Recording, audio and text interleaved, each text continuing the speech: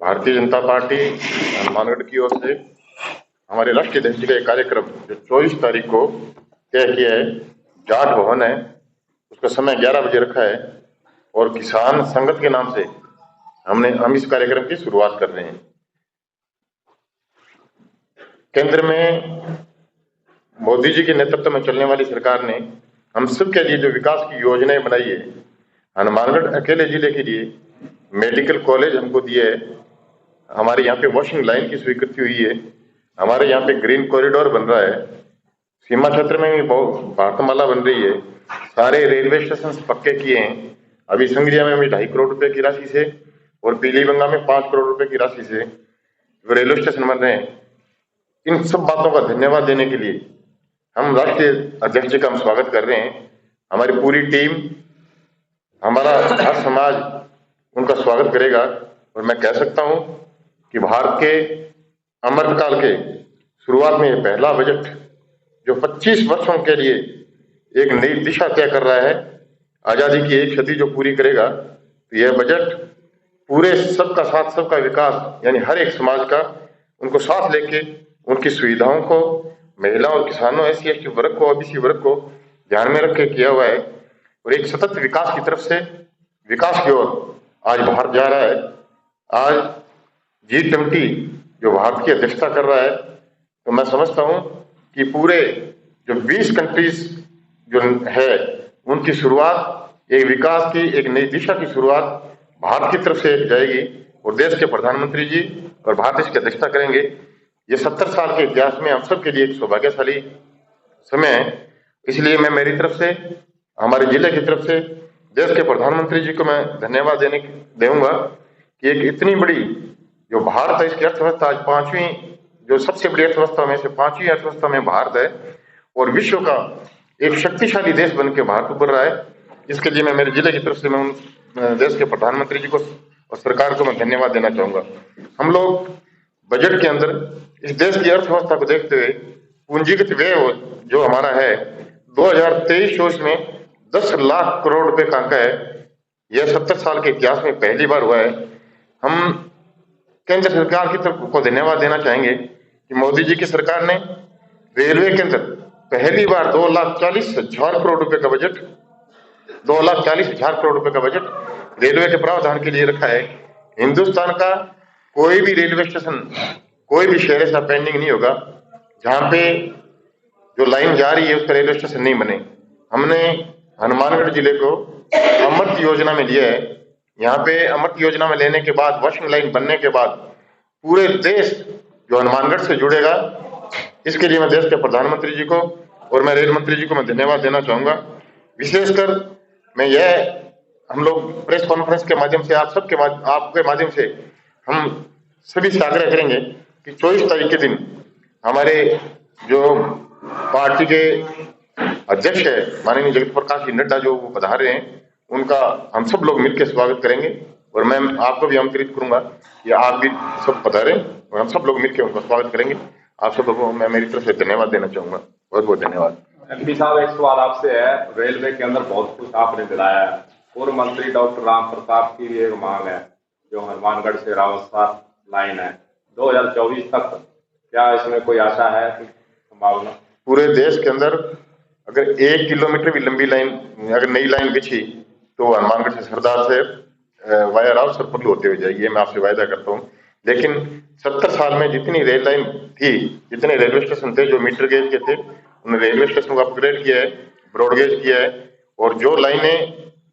जो ठीक नहीं थी उनको ठीक करने का काम पहले केंद्र सरकार कर रही है। हमारे यहाँ पे करीबन 360 करोड़ रुपए की राशि से हमारे जिले का विद्युतीकरण हुआ है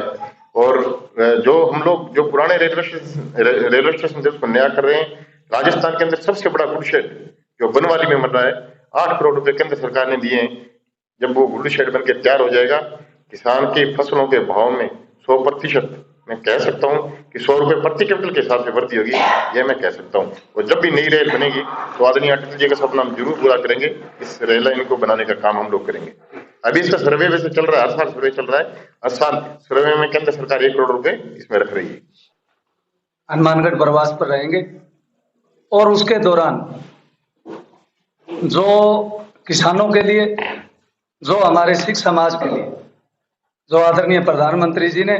चाहे अभी पूर्व वक्ताओं ने कहा कि चाहे करतारपुर कॉरिडोर साहब हो, चाहे बाल दिवस मनाने की बात हो, और चाहे कोई किसान के हित में जो बातें हों, उनका धन्यवाद करने के लिए किसान संगत कार्यक्रम 24 तारीख को 11 बजे जाट भवन में रहेगा। और ये केवल पॉलिटिकल कार्यक्रम नहीं, इस जिले के सभी अग्रणी किसान, अग्रणी सिख बंधु, चाहे वो किसी भी सेवाओं में हो, चाहे सरकारी सेवाओं में हो, चाहे एडवोकेट हो, सभी बुद्धिजीवी मिलकर जो प्रधानमंत्री जी ने जो इस समाज के लिए, जो किसान के लिए किया है, उसके लिए हम उनका अभिनंदन करेंगे और उनके मार्फत माननीय प्रधानमंत्री जी का भी अभिनंदन करेंगे। बहुत से किसान ऑर्गेनाइजेशंस ने, सिख संस्थाओं ने, एजुकेशनल संस्थाओं ने कहा कि यार राष्ट्रीय अध्यक्ष आ रहे हैं, तो अब थोड़ा बहुत उनसे टाइम, हालांकि उनका ये निजी दौरा था पारिवारिक, लेकिन सबने कहा कि हमें थोड़ा बहुत उनका अभिनंदन करना चाहिए, लोगों की तरफ से आवाज आई। तो हमने प्रदेशाध्यक्ष जी से इस बात में चर्चा की, हमारे राष्ट्रीय संगठन महामंत्री जी से चर्चा की। हमने उनसे रिक्वेस्ट तो ये की थी कि हनुमानगढ़ में भी होना चाहिए, गंगानगर में भी हमारे को टाइम जरूर दिलाओ, लेकिन उन्होंने कहा कि गंगानगर आने जाने में, न्याल जी से बात हुई थी, 4 घंटे का समय चाहिए क्योंकि सड़क भी है, फिर वो सूरतगढ़ जाना है, तो अपने गंगानगर तो नहीं होगा, लेकिन यहाँ मिलके कर लेते हैं। इसलिए पार्टी ने यह तय किया कि सारी समाज के वर्गों की तरफ से, किसान तो हैं ही हम, और किसान के अंदर तो किसान का तो इतना ब्रॉड रूप है, उसमें सारे आ जाते हैं, लेकिन खास करके जो सिख समाज था, और जो सिख समाज के लिए आदरणीय नड्डा जी ने, जब से वो राष्ट्रीय अध्यक्ष बने हैं और मोदी जी की टीम में रहते हुए जिस तरह से सिख भाईचारे को सम्मान दिया उन्होंने, जैसे अभी भाई साहब बता रहे थे करतारपुर कॉरिडोर, पाकिस्तान जब बना तो तब से लेके हम लगातार 70 साल से हर टाइम गुरुद्वारे में अरदास करते थे कि जो गुरुद्वारे हमसे पिछड़े हैं उनके खुले दर्शन दीदार हों, लेकिन संभव नहीं हो पाया, लेकिन मोदी जी ने कर दिखाया। और आज करतारपुर जाने में, जहाँ गुरु नानक देव जी की जिंदगी का सबसे ज्यादा और अंतिम समय, जहाँ उन्होंने जो समय उसको दर्शन करने के लिए आज आप भी जाओ, कोई जाए, तो यह सिख समाज के लिए बड़ी गौरव की बात है। भाई साहब ने बाल दिवस तो नेहरू जी मनाते थे, लेकिन उन्होंने कहा नहीं, बाल दिवस उन बालकों की याद में मनाओ जिन्होंने देश के लिए कुछ किया। तो गुरु गोविंद सिंह जी के साहिबजादे जिन्होंने जंग में दोनों जान दी, और 2 जिन्होंने दीवारों के अंदर जिंदे जो चले गए, उनकी याद में जो वीर बाल दिवस बनाया और जिस तरीके से बनाया, देखिए सबसे बड़ी बात तो यह है कि जहां 70 साल से केवल राष्ट्रीय परेड होती थी जनपथ पर, केवल पहली बार हमारे सिख गुरुओं के बच्चों की याद में उनकी गौरवमयी यात्रा वहां से निकली। कभी किसी को अलाउड नहीं किया गया था, लेकिन बच्चों की शहीदी की याद में वहां से परेड का निकलना, और वो भी सरकारी तौर पर बैंड बाजों के पूरी जीवनी के चित्र। और यही नहीं केवल वीर दिवस मनाओ, हर स्कूल में, हर बस अड्डे पे, हर रेलवे स्टेशन पे, हर एयरपोर्ट पे 3 दिन प्रदर्शनी लगा के बच्चों की जिंदगी के बारे में पूरी दुनिया के अंदर जो उन बच्चों की कुर्बानी के लिए वीर बाल दिवस का जो उन्होंने कार्यक्रम किया, सिख समाज इस बात पे कुर्बान हुआ है। आदरणीय जेपी नड्डा साहब राष्ट्रीय अध्यक्ष आ रहे हैं, और एक समाज के लिए जो भी आदरणीय नरेंद्र मोदी ने जो काम किए हैं वो बड़े सराहनीय थे। तो सब ने मिलके, जो भी यहाँ की हमारी किसान संगत थी, उन्होंने डिसाइड किया एक बहुत अच्छा प्रोग्राम हम हनुमानगढ़ में करना चाहते हैं, और जो भी उन्होंने हमारे लिए काम किए हैं, चाहे वो हमारे लिए करतारपुर कॉरिडोर हमारे लिए बड़ा गर्व का विषय है, चाहे हमारा जो है वीर बाल दिवस जो कभी किसी की सोच में ही नहीं था, इतनी बड़ी कुर्बानी उन्होंने दी है। वीर बाल दिवस मनाया गया, आप सबने देखा है, उस दिन 400 बच्चों ने कीर्तन किया गया। चाहे वो हमारा ये